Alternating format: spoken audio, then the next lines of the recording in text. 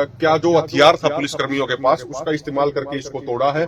ठंड के मौसम में उनके सारे कपड़े जूते पहने बगैर ही उनको इस तरीके से लेके जाया गया जैसे वो कोई आतंकवादी हो। अगर हमारे एक किसान नेता को कुछ होता है तो उसके बाद अगले किसान नेता हमारे आमरण अनशन। तो यही वो तंबू है जिसमें से रात को लगभग 2:45 बजे के आसपास किसान नेता सरदार जगजीत सिंह डल्लेवाल जी को पुलिस द्वारा गिरफ्तार किया गया।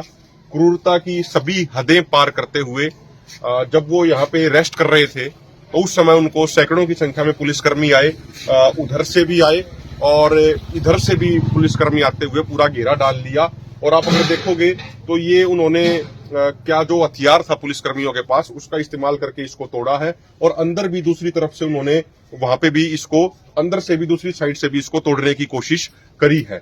और सबसे महत्वपूर्ण बात यह है कि ये सरकार अक्सर ये कहती है, केंद्र सरकार राज्य सरकारें, कि भाई किसान ट्रैक्टर ट्रॉली लेके दिल्ली जाना चाह रहे हैं, हमें ट्रैक्टर ट्रॉलियों से दिक्कत है। आज ना तो ट्रैक्टर ट्रॉलियों के साथ दिल्ली जाने की बात थी और ना अभी 26 तारीख को वैसे भी पैदल दिल्ली जाने की बात थी। अभी तो सिर्फ इतना कार्यक्रम था कि 26 तारीख को शांतिपूर्ण तरीके से सरदार जगजीत सिंह डल्लेवाल जी आमरण अनशन पे बैठेंगे, लेकिन उनके ऊपर भी इस तरीके की क्रूरता करी गई। लगभग रात को 11:30 बजे हमारी यहाँ पे चर्चा हो रही थी, मीटिंग चल रही थी डल्लेवाल साहब के साथ। उसके बाद ये तय किया कि भाई रात बहुत हो गई है, डल्लेवाल साहब आप रेस्ट कर लीजिए। तो उसके बाद वो अपने तंबू में आए थे और जो पुलिसकर्मी आए उन्होंने डल्लेवाल साहब को कपड़े भी नहीं पहनने दिए। वो सिर्फ कुर्ता पहने हुआ था, नीचे उन्होंने पूरा पजामा भी नहीं पहना हुआ था, ऊपर ठंड का जो कपड़े थे वो भी उन्होंने नहीं पहने हुए थे।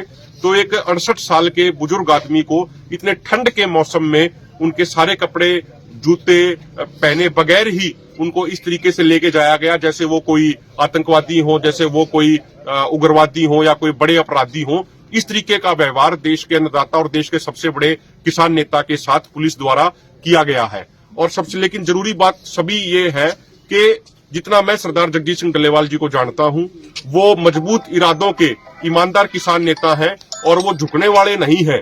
पहले भी इस तरीके से जब उन्होंने 2018-19 में एक बार अनशन किया था तो प्रशासन ने जोर जबरदस्ती करने का प्रयास किया था, तो उन्होंने उस समय अन्न के साथ साथ पानी भी पीना छोड़ दिया था।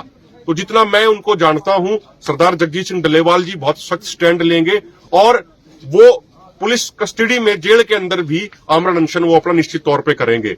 तो इसलिए तमाम साथियों से भी हमारा ये निवेदन है, तमाम किसानों से निवेदन है, पंजाब हरियाणा राजस्थान के किसानों से, पहले से तय कार्यक्रम के अनुसार आप अधिक से अधिक संख्या में आप खनौरी बॉर्डर पे पहुंचिए। और हम पहले भी ऐलान कर चुके हैं कि अगर हमारे एक किसान नेता को कुछ होता है तो उसके बाद अगले किसान नेता हमारे आमरण अनशन पे बैठेंगे। तो अभी दोनों फोरम मीटिंग करके बहुत जल्द आगामी रणनीति का ऐलान कर देंगे। और तमाम किसानों से हमारी एक विशेष विनती है, शांति जरूर बना के रखें, धैर्य और अनुशासन में रह के हमें ये आंदोलन जीतना है, हमें ये मोर्चा जीतना है। और जैसे ही दोनों फोरम अपना ऐलान आगे करेंगे उसको हमें मजबूती से पूरे तरीके से उसको हमें पालन करना है।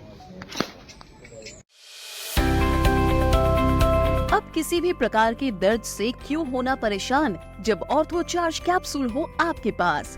सभी प्रकार के दर्द में आयुर्वेदिक पद्धति पर आधारित रामबाण इलाज। कबीर औषधालय का ऑर्थो चार्ज ऑयल कैप्सूल और सिरप आपको देता है तुरंत आराम। अनेक प्रकार के दर्द जैसे sciatica, spondylitis, rheumatic pain, arthritis, lumbar pain, सभी दर्द को दूर करने का रामबाण इलाज। 100% आयुर्वेदिक जड़ी बूटियों से बनाया गया ऑर्थो चार्ज कैप्सूल और ऑयल एक बार प्रयोग में अवश्य लाएं। अधिक जानकारी के लिए संपर्क करें।